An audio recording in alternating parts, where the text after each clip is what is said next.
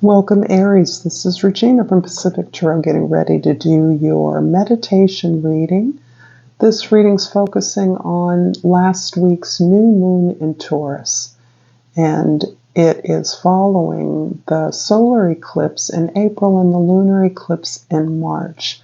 That is to say that we are still experiencing this intense buildup of cosmic energy, and I want to look more specifically at the impact of this particular new moon on the areas of your life that are most obviously affected. So I am doing personal readings at this time, and the information for that, if you're interested, is in the description box below. I am appreciative of all the generous comments, likes, feedback, appreciations, and donations that you have gifted me in response to my offer to give away a free reading on or about the first of each month. So I thank you for all of that support, and particularly for your presence here now. So thank you so much in advance. Aries, your overall energy is the Ace of Swords. This is about clarity of vision. This is quite powerful. This is describing some real illumination and your general openness to your truth, not simply your version of the truth, but you're open to the experience of your truth in the world, its relevance to the world, to new ideas, to listening to deeply understanding your own beliefs, promoting your own beliefs, and moving yourself in a direction that is absolutely clear and guaranteed to be victorious, because you're pursuing the truth that is an accumulation of the wisdom and the knowledge that you've gained.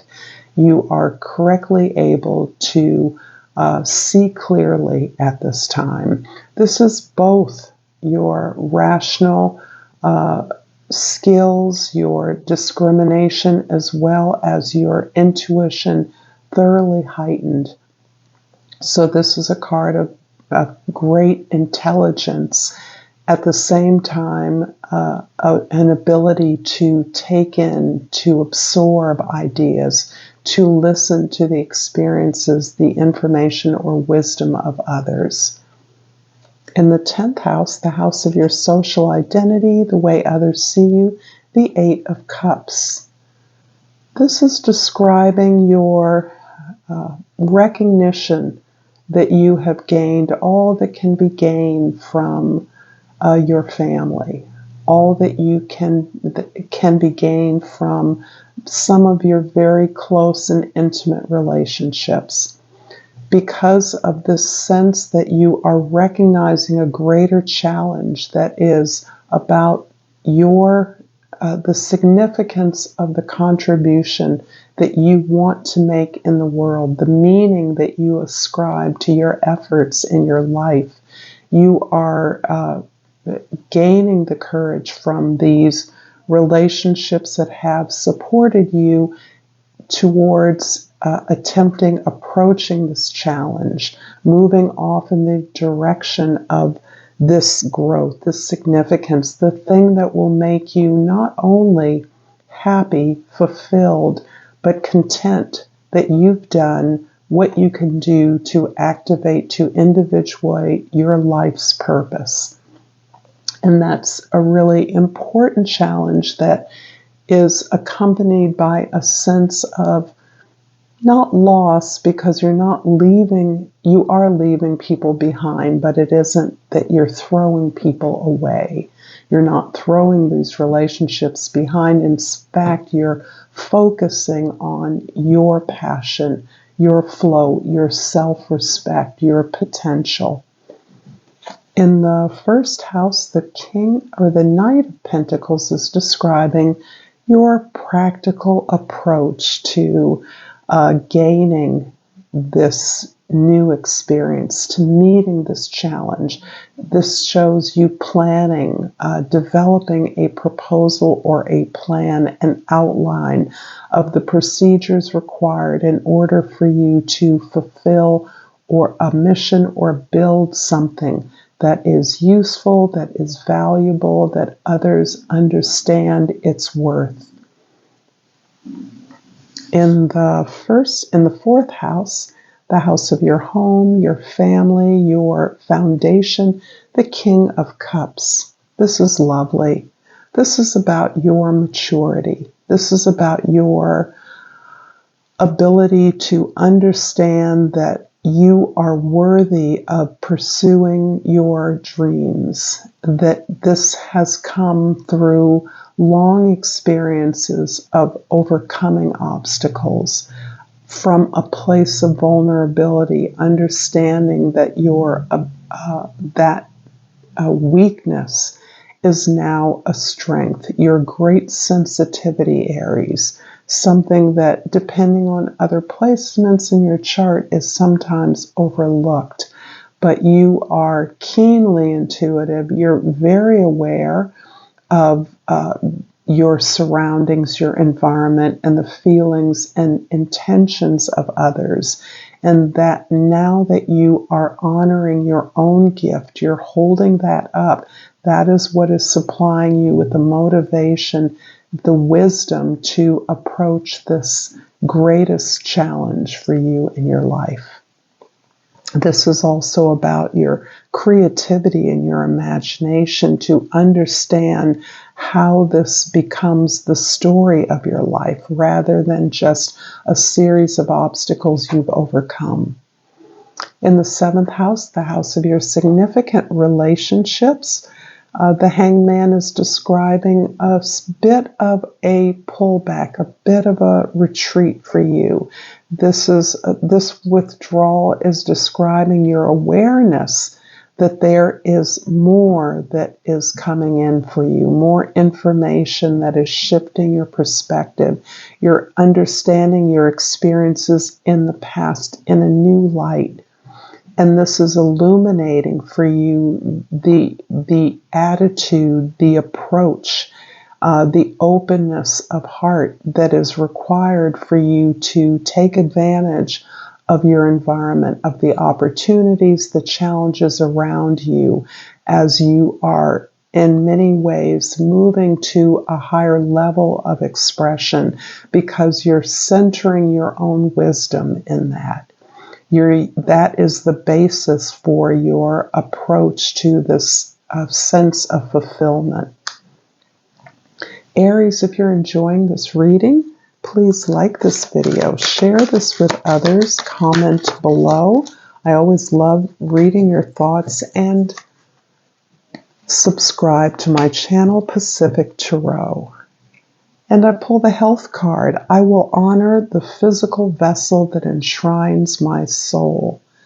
And this may be particularly relevant to those of you that have overcome an illness, that are currently struggling with overall well-being and health. But this is about you're taking care of your body, nurturing yourself, understanding the value in your strengths, in your weaknesses, and how you can compensate for that. And I'm also going to pull a Hummingbird Oracle.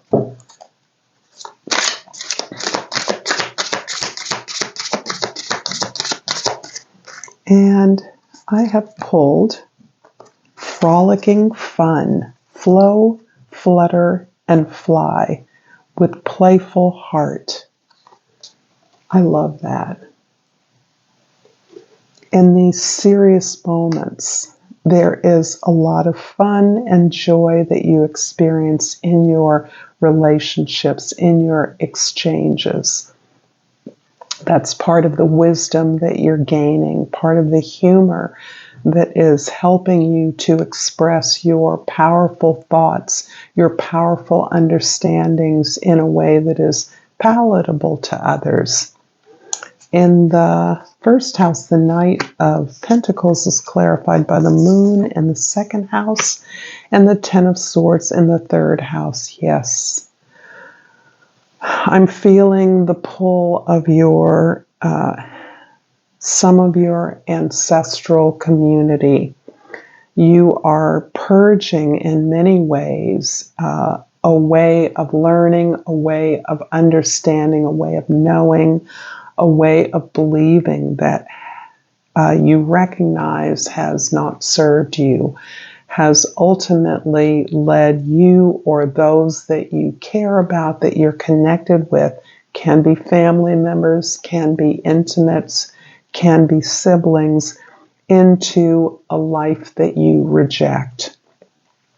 You are a part of the sense of connecting with your ancestors is to understand why your path, you've chosen the path you have, what role you play in your ancestral legacy, and what information is a part of your story, what of that, what allies, what resources do you have from your, in many ways, your unconscious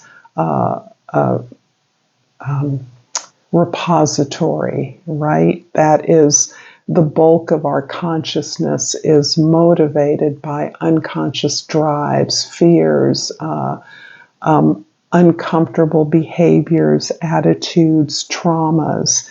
You're mining that. This is an area of tremendous power for you at this time, with the energy of the new moon really focusing in on the moon card here. This is really exploring what you value. And it's clear that you are evaluating what is not seen, what is hidden from most others. And for much of humankind, what is hidden is where we come from. And so that is a place where you are applying this tremendous sensitivity and interest in excavating these allies, these, excuse me, ancestors, this cultural legacy that is instead supporting you and encouraging you to move off and build in a new direction, to build on that, but to go beyond that. So there is something here that is encouraging you to really challenge, to slay this old sense of these old beliefs, these old allegiances, this compliance with the expectations of others, this expectation that you will give yourself entirely to others, care entirely for others. And this experience that has been growing in you for much of your life, this impetus to move off in a new direction, is divine, because this information that you are retrieving at a new level is part of a new belief system, a new truth that you are exposing in some way. The King of Cups in the fourth house is clarified by the Four of Pentacles in the fifth house and the Death card in the sixth house.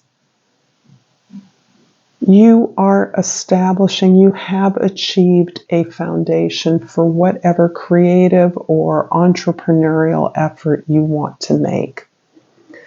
For some reason, both your creativity is connected up. Well, of course, in some ways it's obvious. Artists are entrepreneurs in many ways. It isn't the way that we romantically and culturally understand them, but certainly when we look in the world, an artist is a business at one level. You whatever you create, you understand that you must have a physical and material foundation for what it is that you want to build, what it is you want to share and express. And because swords are here as your overall energy, this is about language. This is about your verbal, literal, literary spoken, presenting efforts, creativity, the growth of that, your imagination builds on the foundation that feels as though it comes from your ancestral past.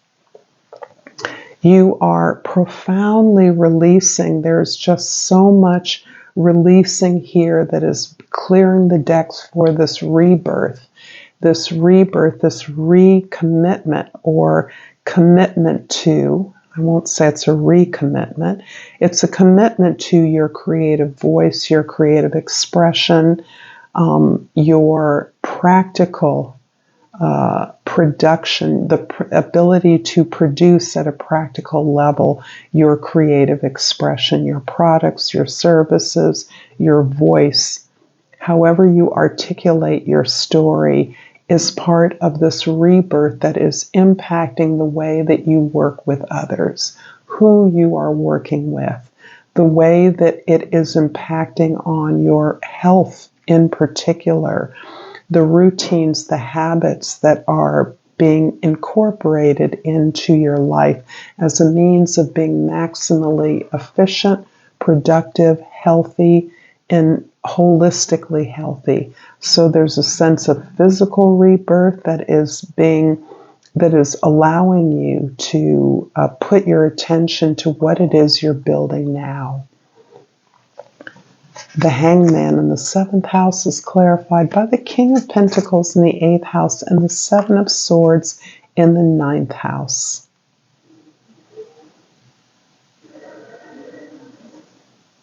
You are showing me that you are really focused on your stability and security.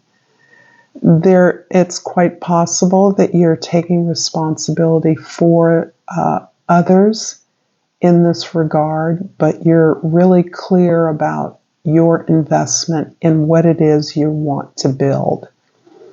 The investment is not just money, it's your time, it's your resources, but you're certain and clear that this adds to your bottom line. This adds to your sense of protection, stability, longevity. What you're building, you intend to build for a long time, something that is long lasting. And so this can be a part of developing a team in terms of the relationships that you are cultivating to move you forward in this direction of being able to present your truth, your story, your service, whatever it is you're sharing with the world. You're taking leadership over that, and you're understanding that it can't grow. You can't build it without investing in it. It's interesting because there are a lot of opinions and ideas that are available to you, and that feel as though they've come from your past. A lot of ways that you've internalized this idea that you are not enough, don't have enough, don't know enough, could never do that, we don't do that, we can't do that kind of thing is part of what you are spiritually battling. You are listening, because speaking includes listening, and your wisdom allows you to know that. That's what keeps you open to new ideas. But you're also aware that you must choose your battles, that this resistance that you have experienced, perhaps from a cultural tribe that you're affiliated with, perhaps from a traditional spiritual practice or a traditional educational experience, has allowed you to recognize that your success is going to attract resistance. That's always inevitable. but you are no longer internalizing those stories, that information. You are instead picking your battles, conserving your energy so that you can continue your focus on building while you are assessing and evaluating the kind of information, even if it is unconstructive, unsolicited criticism or advice. You are still hearing the value of that. In the 10th house, the Eight of Cups is clarified by the Chariot card in the 11th house and the Ace of Cups in the 12th house. This is beautiful. So part of what you are experiencing in the broader world is your focus on your goals to the exclusion of all the distractions that exist among others around you in your environment. There's a sense that you are no longer attempting to fix or remedy the problems of those around you. It isn't that you don't care. It's that you're embracing what makes you unique, what makes you different. And instead of trying to blend in, you are recognizing the value of that difference is what contributes to the unique contribution that you're making to the world. You're not being distracted by the needs of others. You continue to support others as appropriate, but you're really focused on your own target, moving in the direction of your destiny. You know you're on your path, and this is what is confirming your ultimate superpower, which is your self-respect, your self-honor, your ability to recognize that you not only are worthy of the goals you pursue, but you're deserving of them. That you are deserving of the happiness, of the fulfillment, of the significance, of the place in the world that you are seeking. This is about belonging and really taking in that sense that you belong to the world. You belong to your world. You always have. And so there is no need for you to fit in. The world you belong to sees your value, understands your value. Most importantly, you see your value. I'm going to finish off this reading, Aries, with a Yogic Path Oracle. Dang. It's a little bit too... I'm going to take this top card called Dharana, and I'm going to look it up in this beautiful guidebook by Sahara Rose, who created this beautiful deck. Dharana is a yogic principle. Let me give you more information. It is the single focused concentration. In that way, it is perfectly positioned with the Chariot card. It's time to focus your mind on one goal, to undergo the transformation that comes from concentration. The birthing process of an idea takes deep commitment to usher it to life. Through single focus commitment, you'll be able to deepen your understanding of your goal and from its core, bring it to fruition. This is your time to say no to everything that is not related to your Dharma. Practice Dharana and focus on what it is you came to this earth to do. I love it. Thank you so much, Aries, for this powerful reading. Until next time, Namaste.